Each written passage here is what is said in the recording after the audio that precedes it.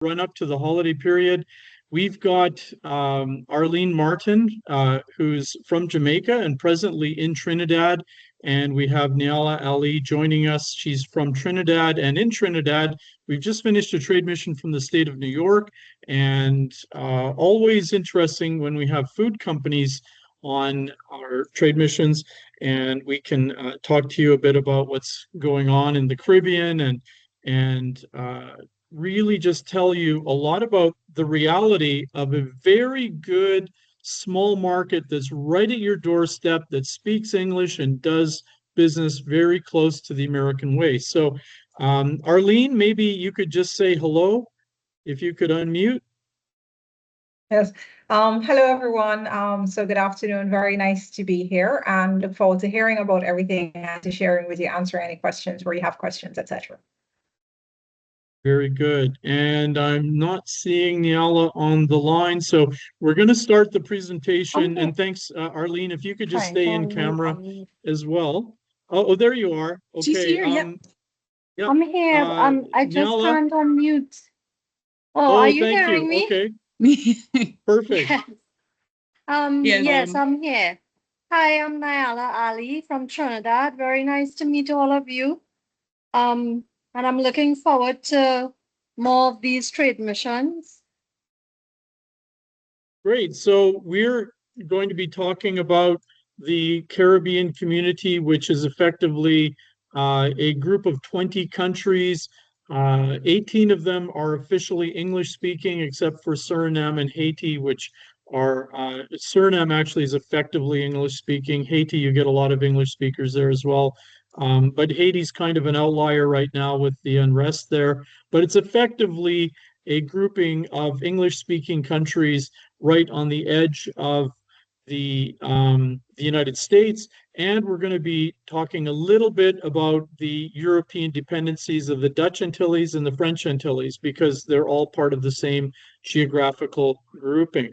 So I'm going to just bring up the PowerPoint, and I'm just looking at where the share button is here. Let me just see if I've got the shot. Here we are, share. Okay, screen.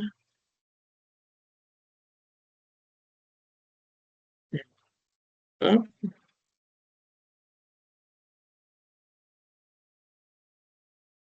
Okay, everybody's got a good view of that? Yep, looks good. Okay, perfect. Yes. So effectively, we've been operating a trade mission, a trade office in the Caribbean since 2020. We've been representing a number of American states there, and so we're going to be talking to from the position of being not only trade consultants, but also trade practitioners, because we're also involved in assisting companies very directly with getting their products in and out of different international markets.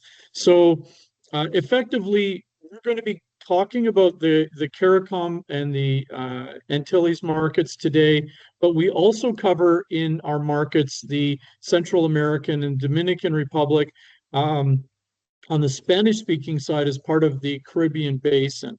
And so presently we represent 8 American states for trade in the Caribbean region. We do a lot of trade missions. We do a lot of company projects coming in from the different departments of commerce that you can see listed here. We also work with companies that are not in these states, and we also work with multi-state agencies to assist companies getting into the Caribbean. And so it's a very effective way of assisting small and medium-sized companies to enter a new market that is very close. And it doesn't matter that you're not in these states. We're actually just showing that we do have experience here. And right now there's, in our coverage area, and you may know this, but there's a lot of very small countries in the region that we cover. And so altogether, there's just over 40 countries that are in English, French, and Spanish Caribbean regions with 72 million people almost. And the US is a huge exporter into the region. In fact, over half of the exports into the region come from the United States, which is significant. The US has a big trade positive balance against the Caribbean region, and that's a benefit um, to our companies in the US and generally in the economy. But where the Caribbean benefits most of all is in the services sector, of course, in tourism, but also in new things like digital support and that kind of thing. So our company supports companies coming in just as you would with WUSATA. We do effectively all the same types of work. And here's just some real important figures for you.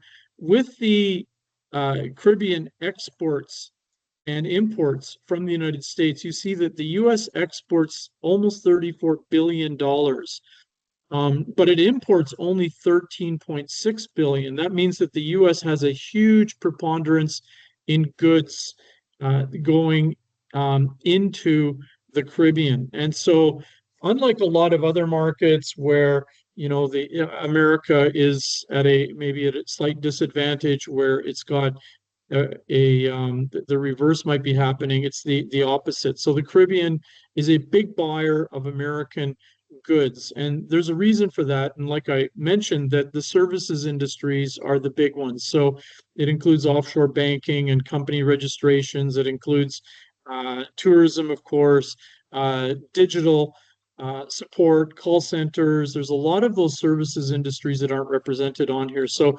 effectively, when we look at the trade balance, we're looking at something a little more equal.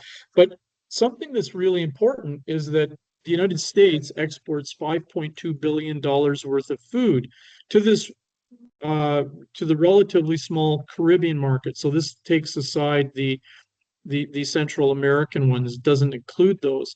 5.2 billion of mostly finished or intermediate foods. There's also a lot of foods that are in the smaller, in the pre-intermediate forms.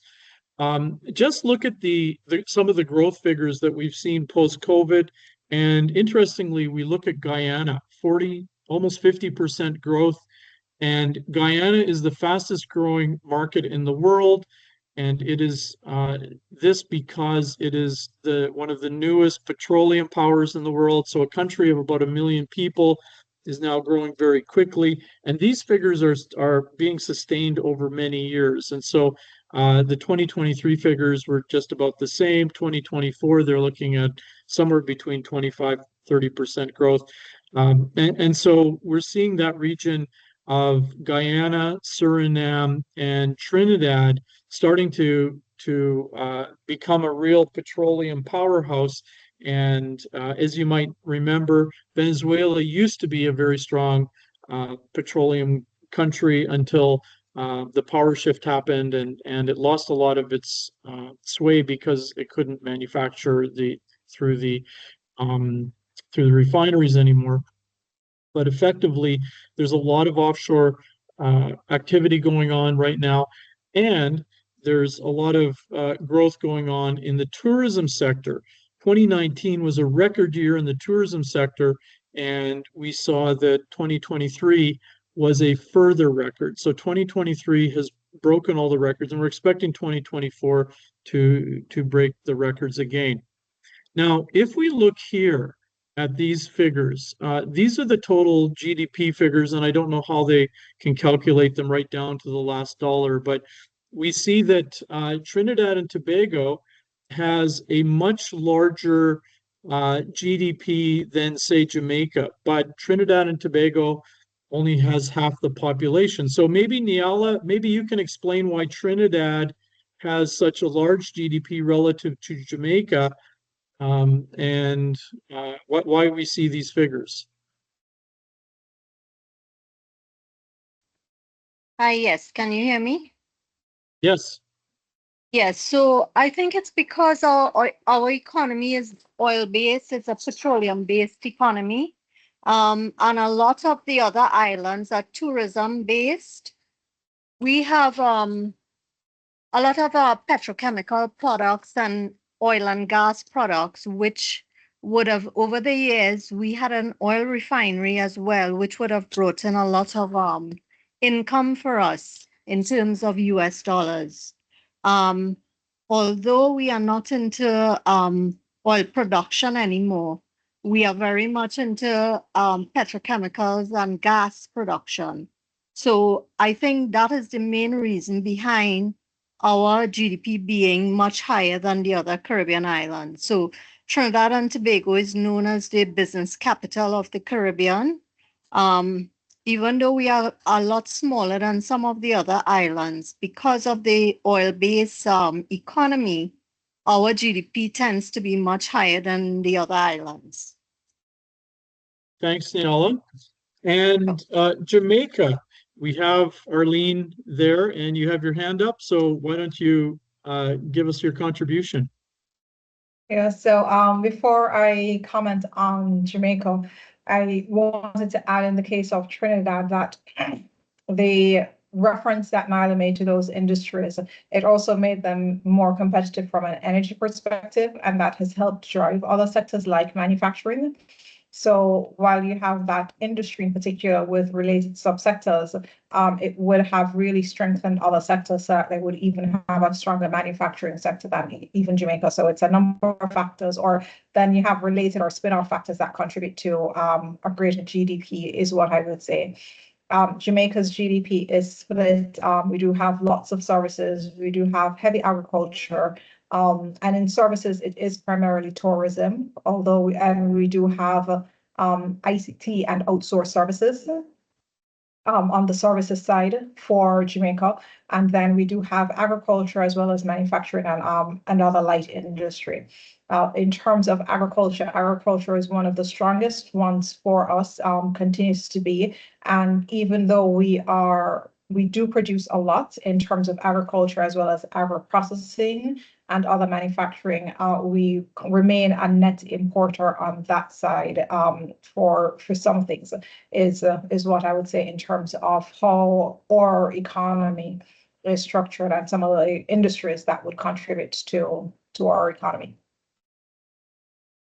So thank you both. Yes, so Trinidad and Tobago and Jamaica are sort of like the bookend of the islands there. They're both very important economies relative to the total CARICOM market. And the Bahamas is also a relatively big one. It's about 500,000 people, just a stone's throw away from Florida. That's also part of the common market that we call CARICOM, which is the Caribbean community. So just very quickly, let's have a look at the growth that we've seen in the market over the years. And we saw that it was relatively stable in terms of food exports into the Caribbean.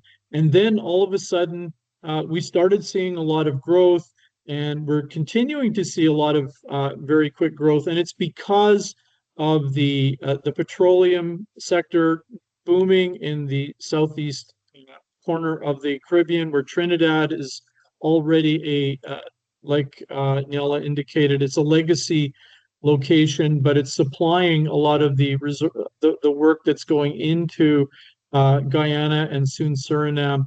And then we have the tourism industry, which is, again, it was one of the first to have picked up post-COVID, and it's been hitting record levels. So we're looking at a very good relative growth rate, and we're looking at it continuing, all things being equal. We're seeing relatively strong growth across the region, and we're seeing a lot of important things happening. So if you're looking at where the different types of products are coming from, you can see that there's it may look like there's a lot of sort of raw agricultural items in here, but inside these sectors, you see, for example, a lot of baked goods. And one company that we worked with on our recent trade mission to the Caribbean had baked goods. And without mentioning the name of the company, maybe Arlene, you can tell them about the welcome that they had in Jamaica, for example. Sure, absolutely. And this is just to give you an idea with the companies, and I'll mention two of them actually. Well, I'll mention the baked goods in particular, that despite there being the presence of some products already, there are some sectors that are so strong and so well known that there is a demand simply for diversity in terms of brands or products that fall in different ranges, whether it's a premium product or not. And in this case, the response to this particular product was very strong, with really an immediate request. So, we had meetings in the last few days. Richard started by saying we had meetings in Jamaica last week, and then this week we're in Trinidad and wrapping up. And it's December 12 right now. And one question was, well, can you get product in here for Christmas, in time for Christmas? So people are also very clear here on what their needs are, what they're willing to purchase, etc., and what kinds of products even in a particular sector they need. And so, yes, you see significant numbers, but it doesn't mean that there isn't continued demand for some of the things that you're seeing here. Thanks, Arlene. And Niala, in Trinidad, what is the when you're going through the grocery stores, tell me about the appearance of American goods. Is there a lot of different products from the US? So when anyone goes to our supermarkets, they might feel very well at home, like if they are in the US, because a lot of our goods come out of the US, and because of we have a large diaspora community out in the US.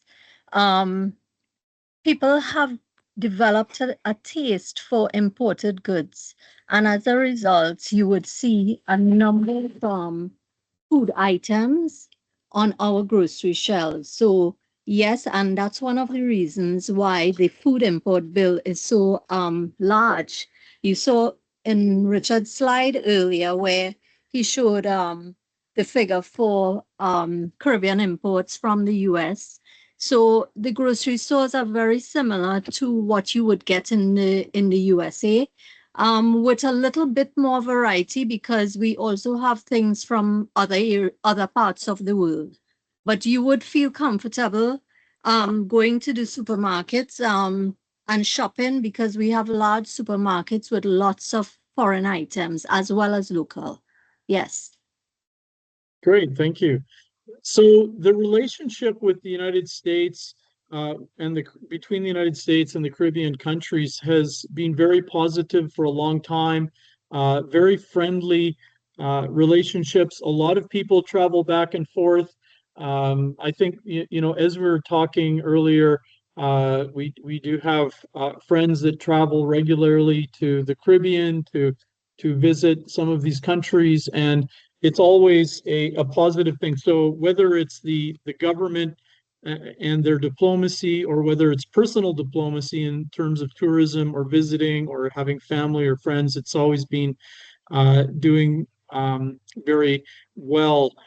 Some of the key business trends that we've been looking at and that are part of the market are what we call, the first one is deglobalization. That doesn't mean that countries are not trading more. It just means that they're being more cautious. And when we're looking at the United States, it's moving very close to its neighbors. So countries that are not in Asia, for example, are in a better strategic position right now. And this is really affecting what we're seeing in the Caribbean.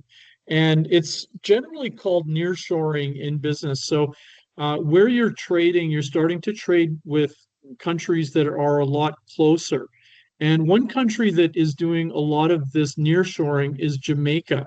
And interestingly enough, and I know this isn't typically a food related thing, but it's something that we're seeing more of. Maybe Arlene, you can just relate something about nearshoring from the Jamaican perspective. Yeah, so where it emerged a lot of is in services, and you can understand that with similar time zone, close proximity. Richard mentioned the proximity of the Bahamas to Florida. It is approximately a 1 hour flight from even Jamaica. So you realize how close you are to some of or territories, and a flying time from Jamaica to New York is the same as from Jamaica to Trinidad, just to give you, some kind of perspective with that. So we have that in global services in terms of ICT outsourcing, back office outsourcing, that kind of thing. We find that while it emerged there because of all the benefits in terms of response time, similar time zone, cultural affinity, language. So you have some related factors around that. The ease of just coming into the country to do business and leaving again on the same day or the following day, then it is driving trade with the persons who are closer to you. So it's been spreading from the services industry to even the goods industry, where we're exploring a lot more of that and trading with our partners. On a previous slide too, he had mentioned just in terms of globalization and how things are spreading out more with our Latin American and Caribbean trade partners in terms of interregional trade.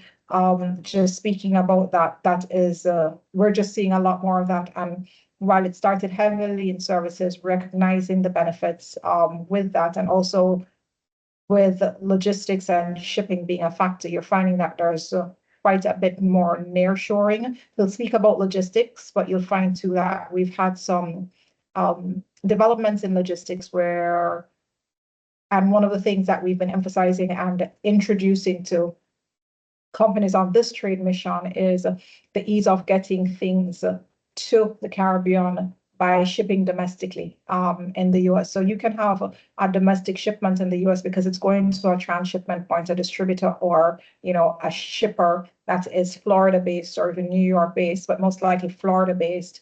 And so you have consolidation there that's taking place. So it's just spilled over to a number of sectors to the benefit of all the partners.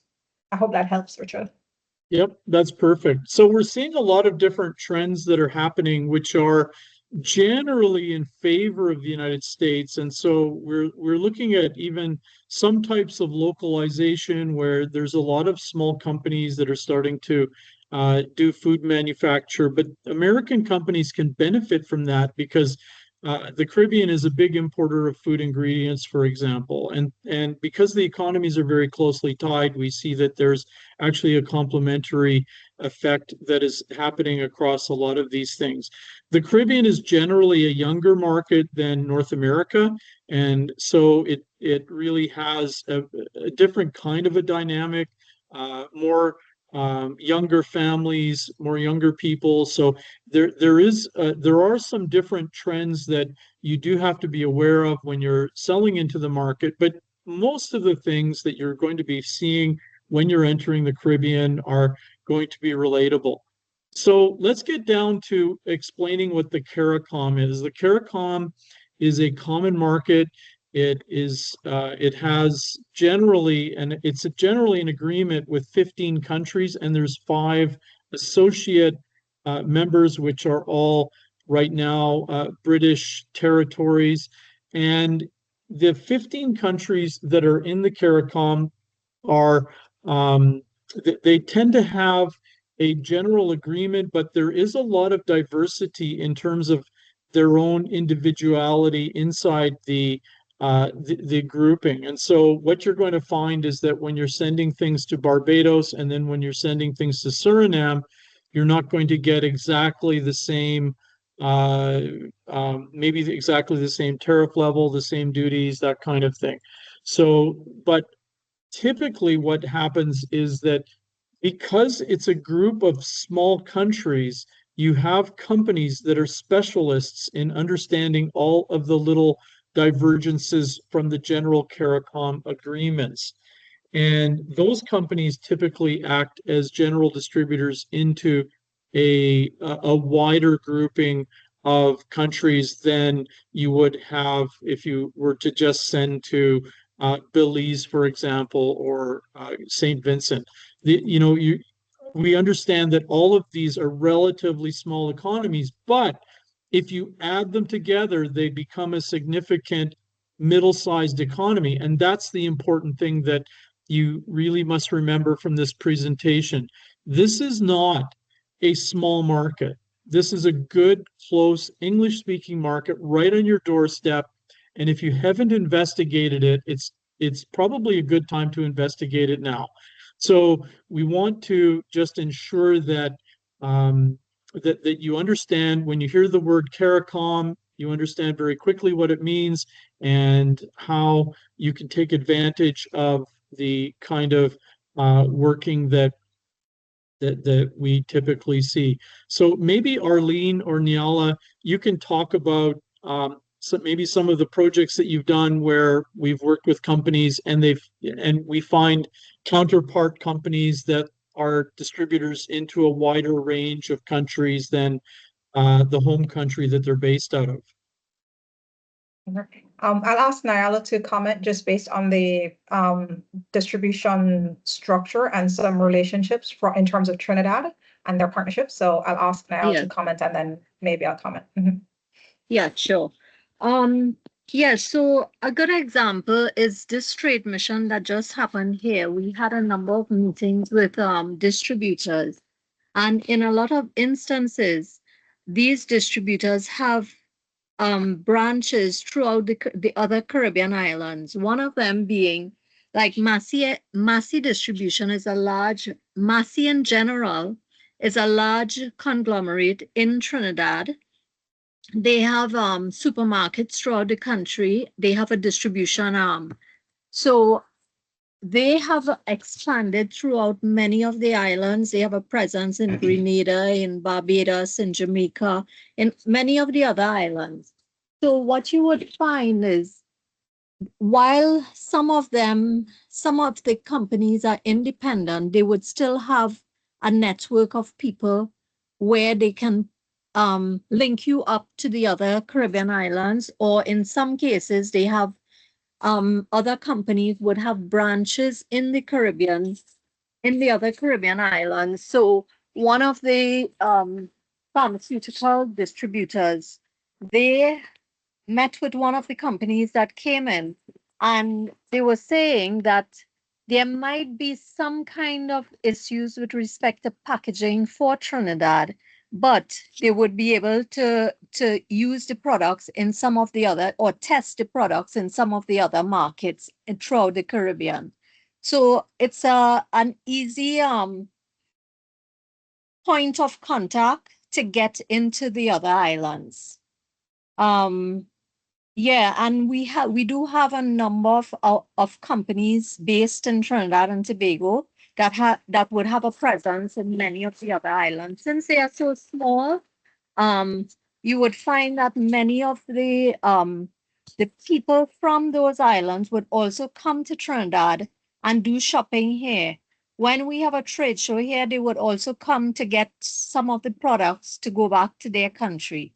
So, Richard, I'm not sure if I covered all of it, but yeah, that's helpful. Arlene?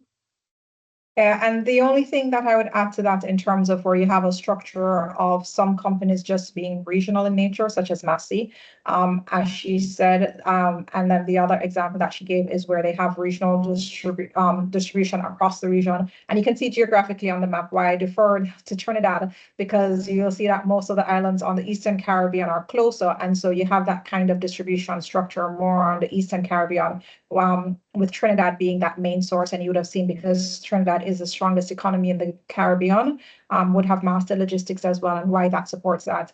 The only thing that I would comment in terms of adding to that is sometimes too what happens is that companies choose one distributor in, say, Trinidad and Tobago, to whom they will give exclusive distribution, and then that person distributes across the Caribbean. And the reason for that, Richard gave you the context of, CARICOM, where we have a similar regime, because we're all under the same trade regime with the USA. And so whether you're exporting into Jamaica, Trinidad, Dominica, or St. Lucia, it's going to be the same. And so instead of you're interacting with multiple countries, then it's fine to just find one distributor that has resources, network, etc., across the region. So you really just have one partner, but you have access to the entire CARICOM market. So that's one of the things that's important, and actually one of the advantages that supports that distribution model. Great, Can I thanks. just add? Can I just add something, Richard? Another thing is a lot of the companies have um their point of collection of goods is in Miami, based in Miami, or in some instances, let's just say Florida. It could be in different parts of Florida. But Miami, for the most part, a lot of them ship their goods to Miami and then consolidate. So if it is that you're just doing a small amount of goods, it can be shipped to Miami where they do all the collection, so it makes it easier for you to ship your goods not to Trinidad or not to any of the other islands, but to Miami, and then the companies would do a consolidation there. All right, so your export experience there is you have a domestic shipment, a domestic movement of your goods on your side, and you don't have to do all the export steps. And that's because you will have seen where net importers were so experienced in that, and so you can begin exporting. However, beginning just at the point of contact in Florida side, it could feel like a domestic experience to you as well for ease. Great. And just to indicate one important factor is that the culture is quite different. If we were to stretch Suriname to Belize, it would actually reach from the east coast to the west coast of the United States, but be a string of islands. So if you see the map that's on the screen right now, we see that it's quite a big stretch. And there are I won't say they're very large regional differences, but they're different enough to make a difference. And people inside the West Indies like to point this out whenever they're meeting with other people from the West Indies, and they start to tease each other a little bit. So it's one thing that you have to understand, that there is a general Caribbean culture, but it's also very diverse in terms of the different countries there. So I'm not going to let our Jamaican and Trinidadian friends here get into a big argument, but I just thought I'd bring that to your attention. And when you do travel, just know that it is in a way a multi-regional, not really multicultural, but kind of, just like as you're traveling through the United States, you're going to find different accents and things. One thing about the associate members of the CARICOM is that two of them, particularly Bermuda and the Cayman Islands, and the other three, are actually among the highest GDP per capita countries in the world. So they're small countries, but they're very expensive places to live, and they're very expensive places to do business. But it means that they find it relatively easy to import high quality foods because of the high quality of their lifestyles. And so don't forget these countries when you're looking at the CARICOM market, because they can be very interesting markets. And whenever you're looking at a market, look at the long-term transaction stream often, rather than just getting a few short hits in the first visit or two. When you're looking for a good relational market and you're looking for building those long-term ties to a market, small packages can yield the best results. And so we want you to always remember that by the close of this presentation, that it's important to know that you're going to get good results by going off the beaten path sometimes. So just a little bit more about some of the products and the tastes and the cultures. The Caribbean diaspora in the USA is huge. We used to joke, I came from close to Toronto. I used to live on the outskirts of Toronto, and we, there was a joke saying half of Jamaica lives in Toronto.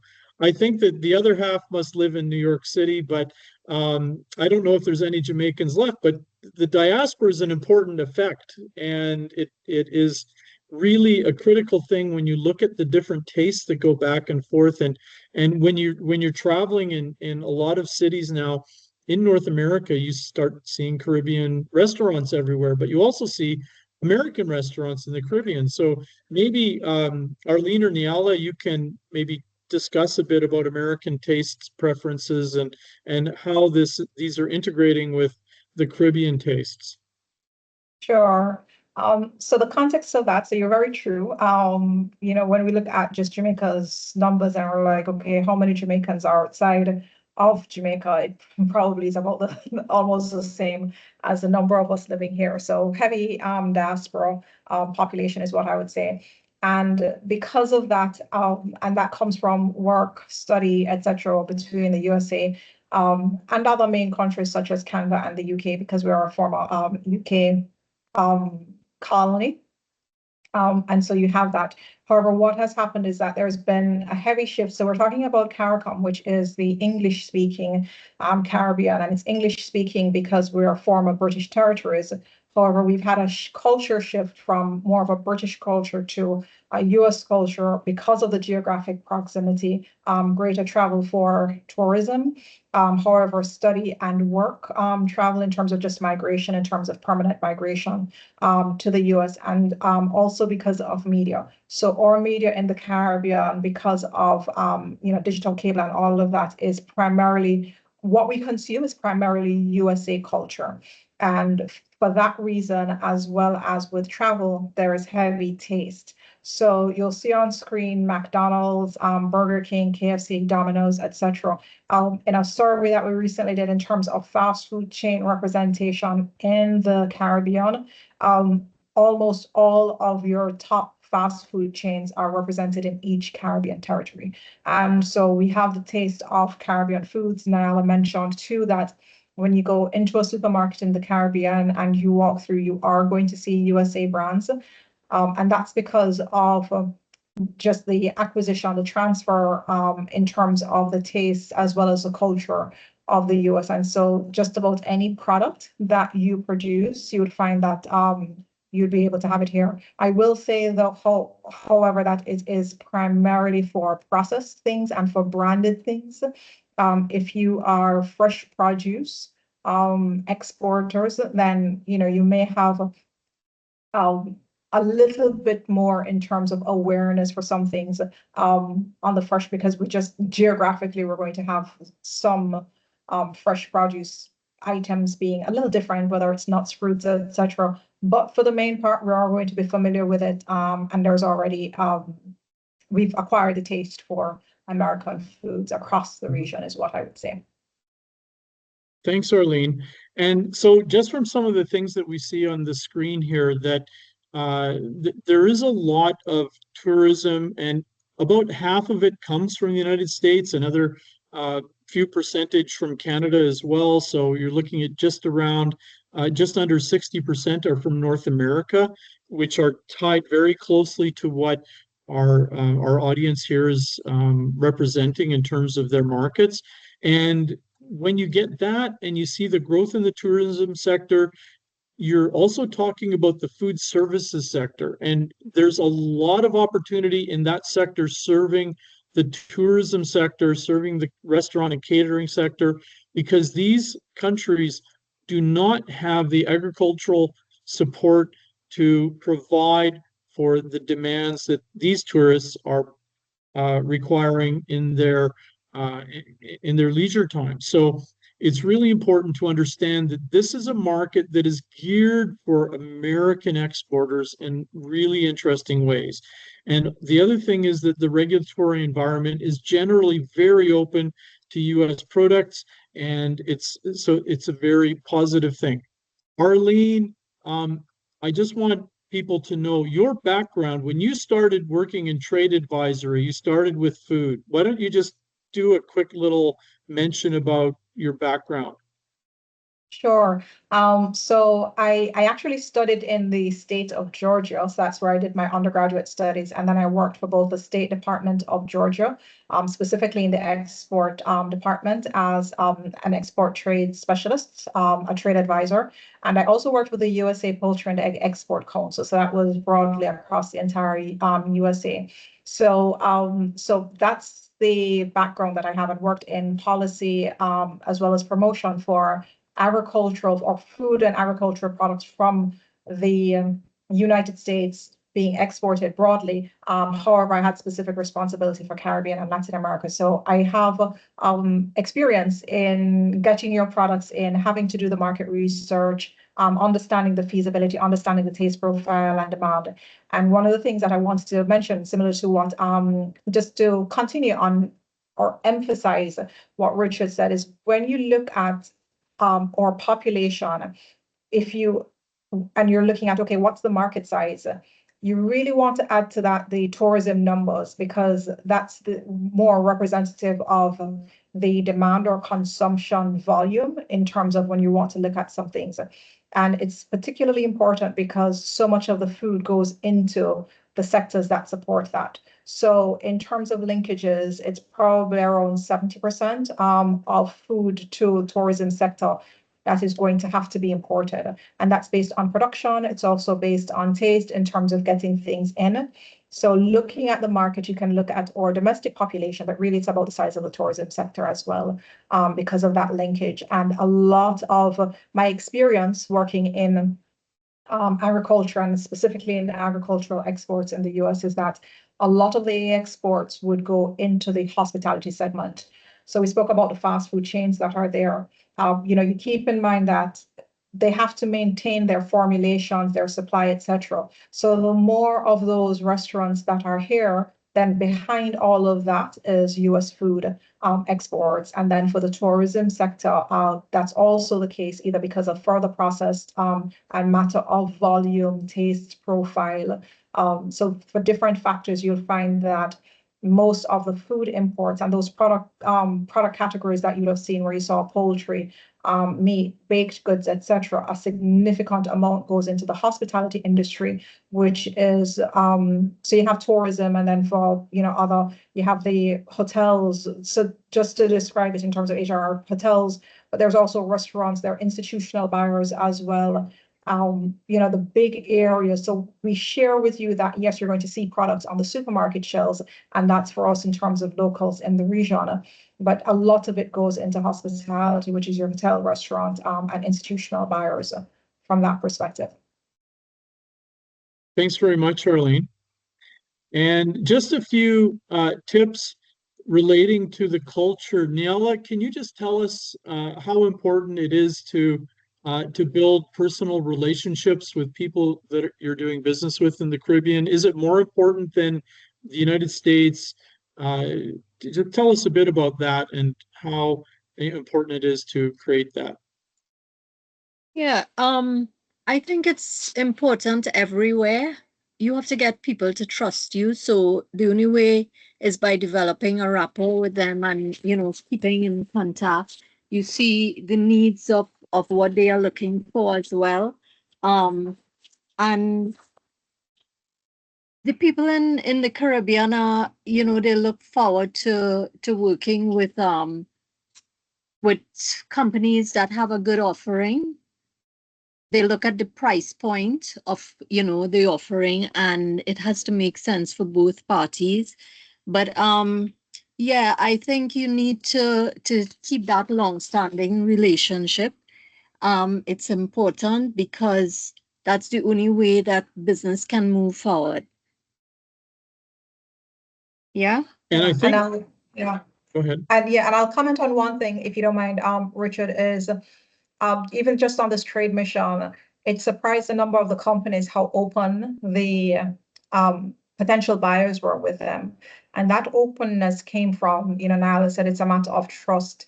And so it's that they actually came here and took the time to, well, first of all, understand the companies, research them, and come here to connect with them in terms of the beginning of building that relationship. And that comes with the beginning of trust and being very open and sharing information with persons, just very different than if you were to remain distant and just do things by phone or by digital communications like it is that we're doing now. And so relationships, as well as just the indication that you are looking to enter into a beneficial relationship with persons, that makes a difference here in the region as well.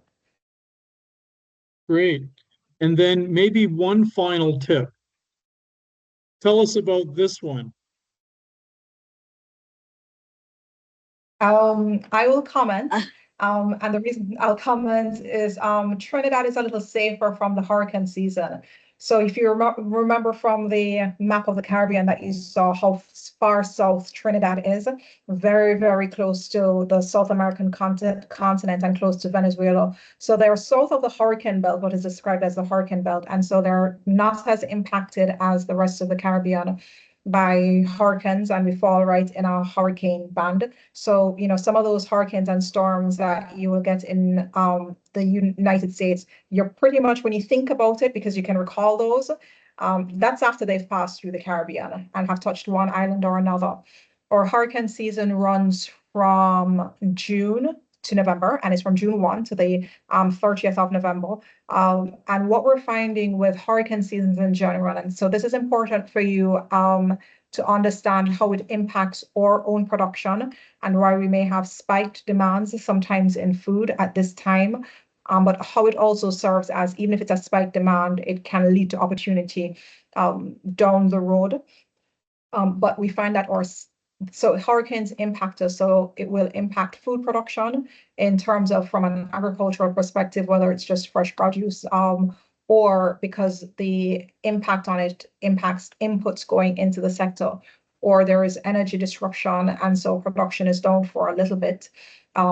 It impacts, so we have significant impact. And then, of course, if we have infrastructure damage coming from hurricanes, then of course there's going to be a longer recovery period, and it's going to impact our economy.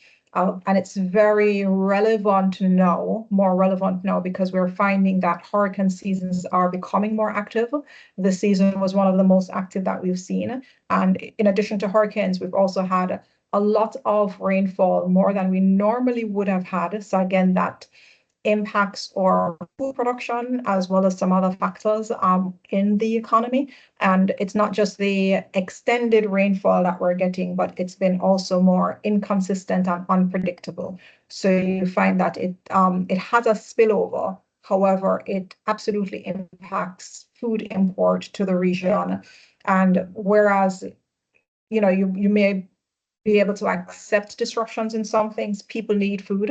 And at a minimum, if you don't have significant increase for local production or for the local market, you do have to be consistent for food for that same hospitality industry that we spoke about. And so it's a factor that's really important, and that impacts the Caribbean. Not favorable for us, but it has its pluses and its minuses. Right. But so also if you're noted for travel. Yeah.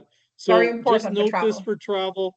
And I don't know why our state governments always suggest, oh, let's have our trade missions in September, October. I want to pull my hair out. So the idea is you really want to do it in the early part of the calendar year if you really want to get some more peaceful weather. And just keep this in mind when you do travel to the Caribbean.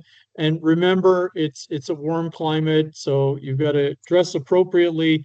And people do dress a little more formally than in the United States, I find, in the business community. But you find that it is very, the dress is a little different because it's a tropical climate typically. So we do have a lot of, actually every one of the countries in the CARICOM plus the Antilles are listed here. So you can go through the slides as you wish, and you'll see that Suriname has a very small population, and you can figure that out. So just go ahead and go through all the slides, and I'm going to stop sharing, and maybe we've got about 8 or 9 minutes left for questions. And let me just pass it on to Kelsey for some moderation. Yeah, thanks so much for that presentation, you guys. That was great. And I'll definitely send out those slides in the follow-up email. So Richard, if you just want to send that PDF over to me, and then the recording will also be in that follow-up. But right now we just have one question. So feel free to raise your hand, speak up, or write in the chat. Definitely use this time to ask them the questions that you might have. So the first one is, how do we go about contacting the main food distributors you just spoke about? So this was like 20 minutes ago. when they sent this. So I'm not sure exactly what distributors they're referring to, but I don't know if you. That was at the time when Nyala spoke about the distributors in the region. So that question had come up then, but Richard, I'm not sure if you want to comment or maybe go through just the process of them working with the agency to get reports. Okay. Well, let me just tell you that we do not presently represent WUSATA in the Caribbean, but this presentation was done as a courtesy for anybody that wanted to hear about this market, because it was one that the WUSATA management thought that it would be very important for their companies to hear about, because this is a really good market. So presently, we are the African in-market representative for WUSATA, but the company also works in the Caribbean as it's like got two legs on it, the Caribbean and the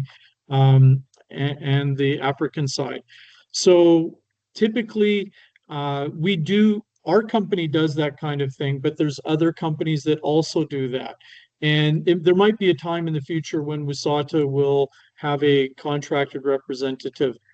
But the way to go about it is either you yourself can start doing internet research and then doing the connection, or you would get a group to assist you to provide you with the kinds of leads lists and then set up appointments for you as required. So that's really the key thing, finding the market research that will lead you to the best companies and then get you those contacts and then get you appointments with them. So that's really how we've been doing this work for 26 years now. And we hope that if you're looking at the Caribbean, that you just make the right decisions and you can find the right partners to help you navigate into the market. Great. Thanks, Richard. Yeah, I really hope we start to have some missions in the Caribbean. I'll go and facilitate those.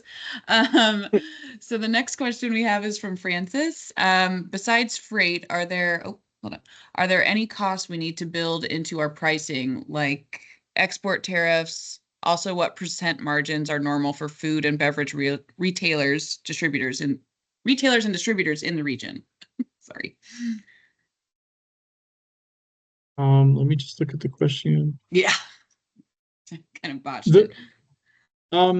Yeah, there are going to be export tariffs, and they're going to be different for different countries that you enter. So it's important that you understand and you do your research in advance so that you know what they are.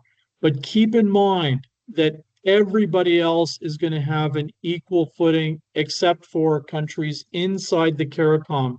And so a lot of the food items that you find are coming from abroad, and American companies, because of their proximity, because of the logistics proximity, they have a really good advantage in terms of getting things to market in the right way. And the other thing is that there are the channels of distribution that American companies use, which really benefit American exporters. So that's one thing to keep in mind. And we do have a lot of competition coming into that market.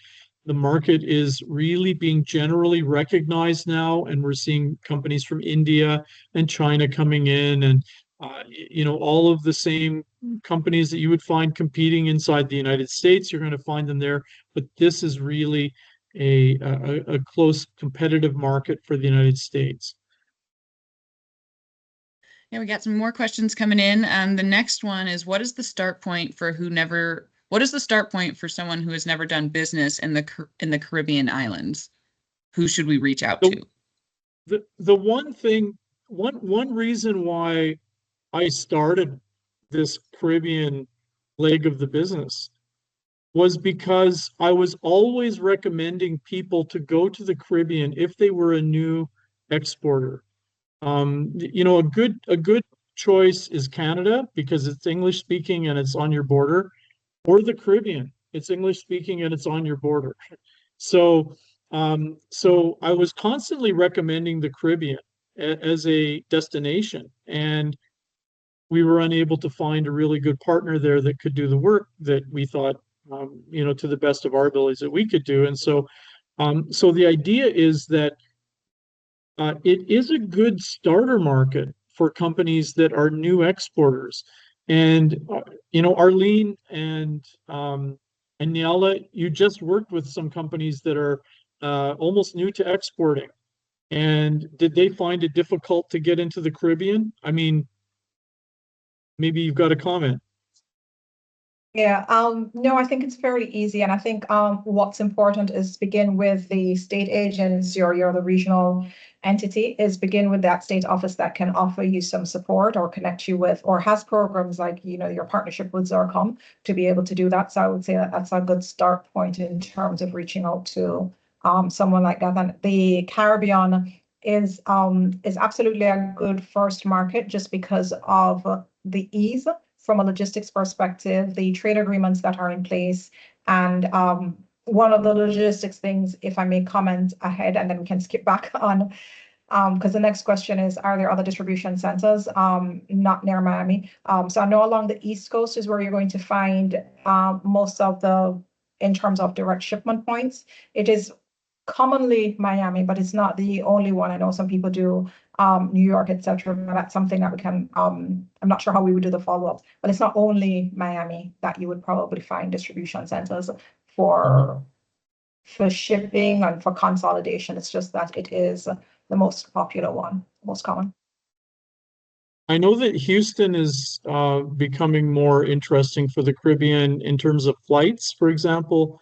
And I'm not sure about the shipping, but it'd be worth investigating as part of your entry point into starting to do business there. These are all things that a lot of the questions that we're looking at in the chat right now are things that if we did a basic market research, we would cover those kinds of questions and we'd have a time to discuss them with you and then to document them as we do the research, for example.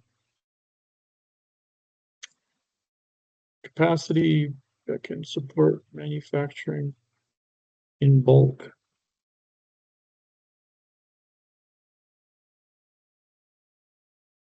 Yeah, there's one you talked about SD anyway.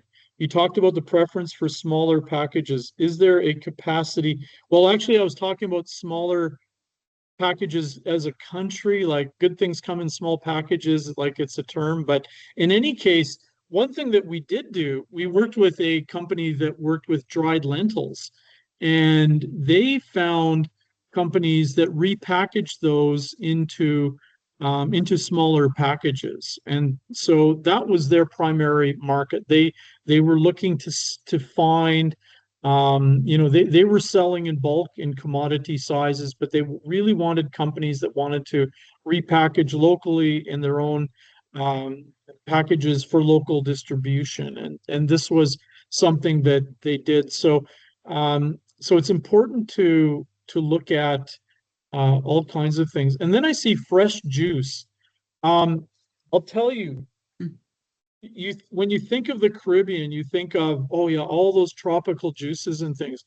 There aren't enough tropical juices to support the tourism industry, like Arlene was talking about. They still have to import a great amount of them. So I know Arlene's got to leave for another meeting. Thank you, Arlene, for participating. We're really grateful and enjoy your time in Trinidad. I'll wrap up the questions. All right. And thank you very much. Niala, Yes, are you staying on? But just before I run, the one about packaging, yes, you find that is common and that is possible, especially for things that we don't grow here, such as you mentioned lentils. So where we want to introduce things, whether it's a private label or something people do buy bulk and then repackage. And Trinidad in particular would have stronger packaging, but that's going to be across the region, and that's an increased trend. Thank you very much. I hope you all have a very good afternoon. And it was a pleasure. Okay, thanks. Thank you. And just quickly, the alcoholic beverages, we've done a lot of work in that sector, and it is a market that is, if you're getting into the tourism sector, places like the Netherlands Antilles are often the better markets, but we're talking relatively small chains or independent distributors, and so the idea is that it is a market that is really tied to more the tourism side. So keep that in mind. And it's uh, very very specialized. People go for the specialty things. There are a lot of very good liquors that are made in the Caribbean itself, but and they're often exported again, but they do import quite a lot. And so we've been successful in limited amounts with ciders, with wines, with specialty gins. But again, it's going to depend on the effort that you put into it, getting taste nights put together in local pubs, those kind of things. Those are, the same things that you would do in the United States. You're going to have to do it in an export market just as hard. Keep that in mind. Imported goods from other countries, can we sell directly to the Caribbean islands? I'm not really sure what that is. You can do what you like, Manoj. Yeah, there's lots of things happening, and good opportunities in a lot of again, a lot of small corners of the world. And I think that we do have uh, a lot of high potential. We actually do work with a lot of companies that do general distribution from some of the state government programs that we work with, and they do cover products that are made not necessarily in that state, and sometimes they do get involved with selling from other countries into the U.S. So there are companies that are general distribution firms or importer wholesalers that work and then resell into Proximus markets in the Caribbean from the United States. So we do find too that there is a lot of um, uh, trade that goes back and forth, people putting small orders in, making consolidated shipments. So a lot of the orders are, um, not very large per country, but when you can start consolidating them, they do tend to get very large. So interesting to cover that. I see that Sean Hester is trying to type something. Been typing for quite a while, so Oh, there we go. comment. Okay.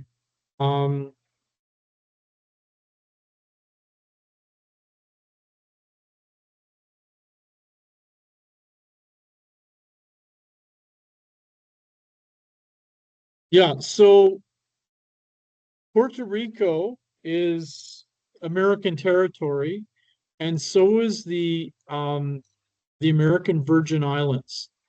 So just keep that in mind. And yes, it is a commonwealth that is autonomous in some ways. So I can see that happening. I would say that you do have to be very careful of the Incoterms that you're using when you're exporting. If you're doing a full trailer load or a container load, and you're uh, doing it directly, that your trade terms have to be made out very carefully. And yes, if you are looking at a trade term that does make you responsible right to the door of the delivery, you will have to be responsible for damage. So that's one thing. Everything has a cost to it. And so if you're looking at that, it's always important to be considering what the terms of trade are and what you're willing to pay for, what the customer is willing to pay for in the end, and ensuring that you've got a good guarantee. All right. Well, I think we'll wrap it up here since we're a little over time. So thank you so much, Amaya and Richard. Again, I'm going to send up the follow-up email with the recording and the PDF of the slides that were shared today. And I hope to have that, well, not hope, I will have that to you before the end of this week. So, but yeah, I think that is everything. So thank you so much. Yeah, I'll send that follow-up email as soon as I can. Great. And one last word. Last word. As an exporter, you're always going to succeed in the places you love to travel to. And the Caribbean is a fantastic place to go, and it is a lot of fun. and you can have the best time of your life there and do business and do it profitably. So when you're in a place that you like, you're going to make better sales pitches. You're going to want to return. You're going to want to make friends. And that is the essence of actually good business. And when you do that, you're going to be successful. So we're looking forward to maybe hearing more from you, and maybe hopefully some of you will be successful in the Caribbean someday, or you already are. Thanks a lot. Yeah, thank you so much.